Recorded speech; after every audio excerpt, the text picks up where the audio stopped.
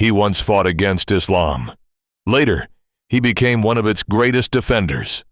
He commanded armies, won battle after battle, and earned a title so extraordinary that people still remember him more than 14 centuries later. The Sword of Allah. But here is the real mystery. How did one of Islam's strongest opponents become one of its most celebrated military commanders? The answer is one of the most remarkable stories of courage, transformation, faith, and leadership in history. So come with me now as we travel back to 7th century Arabia, a land of vast deserts, powerful tribes, fearless warriors, and a new faith that would change the world forever.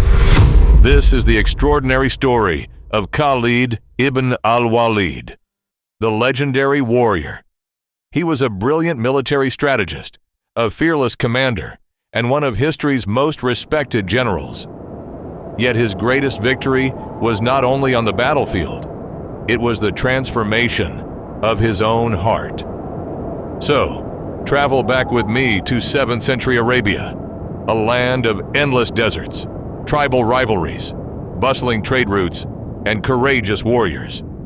Khalid ibn al-Walid was born around AD 592 in Mecca into the powerful Quraysh tribe. His father, al-Walid ibn al-Mughira, was a respected leader, and Khalid grew up in a family known for wealth, influence, and military skill. From an early age, he learned horse riding, sword fighting, archery, and the tactics of desert warfare.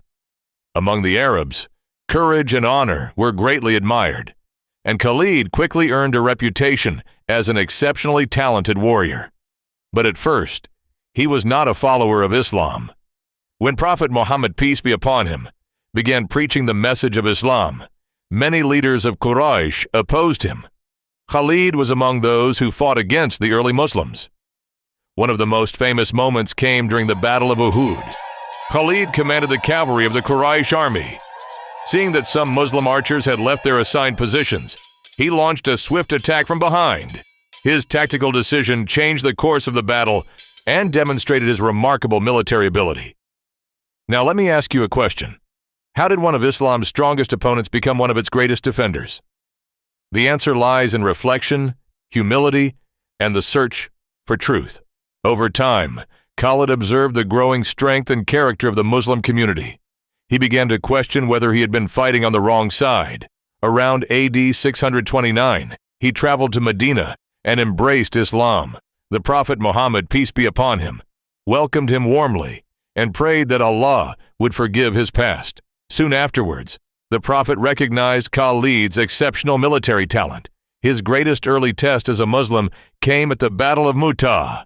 The Muslim army faced a much larger Byzantine force. During the battle, several commanders were killed one after another. Leadership passed to Khalid. Despite overwhelming odds, he reorganized the army, changed troop positions throughout the night, and carried out a disciplined withdrawal that saved thousands of lives.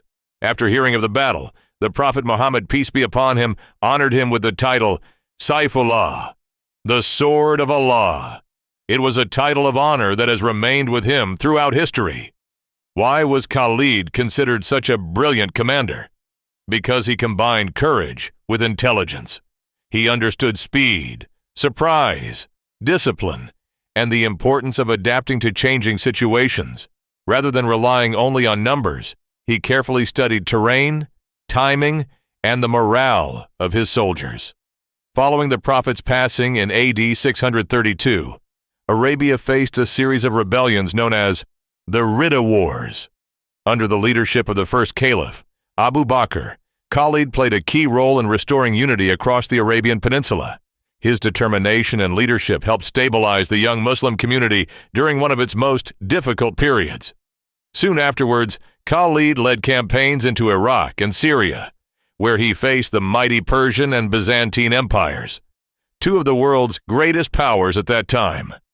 Perhaps his most celebrated achievement came during the Battle of Yarmouk in AD 636. Against a much larger Byzantine army, Khalid used brilliant strategy, rapid cavalry movements, and disciplined leadership. the Muslim forces achieved a decisive victory that changed the history of the Middle East. Historians, both Muslim and non-Muslim, continue to study his military campaigns. Some military historians have described Khalid as one of history's greatest battlefield commanders because he consistently adapted to difficult situations and inspired extraordinary loyalty among his soldiers. Yet there is another part of his story that surprises many people.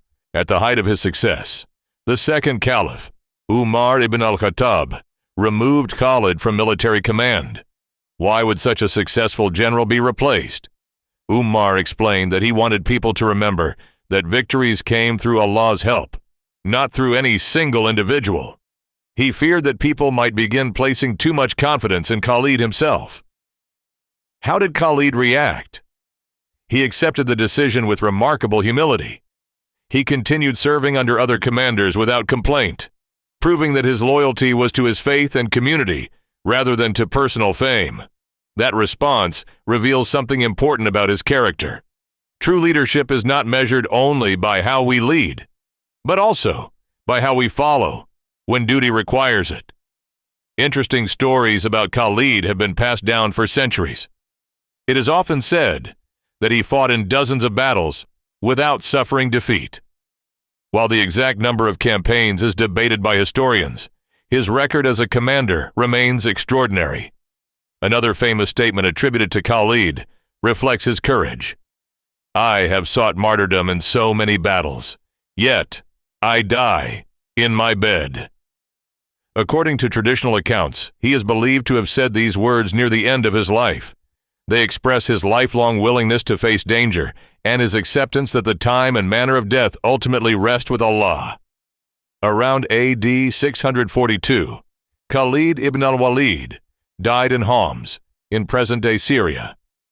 According to historical tradition, he looked at his body and remarked that scarcely a part of it was free from scars caused by swords, spears, or arrows.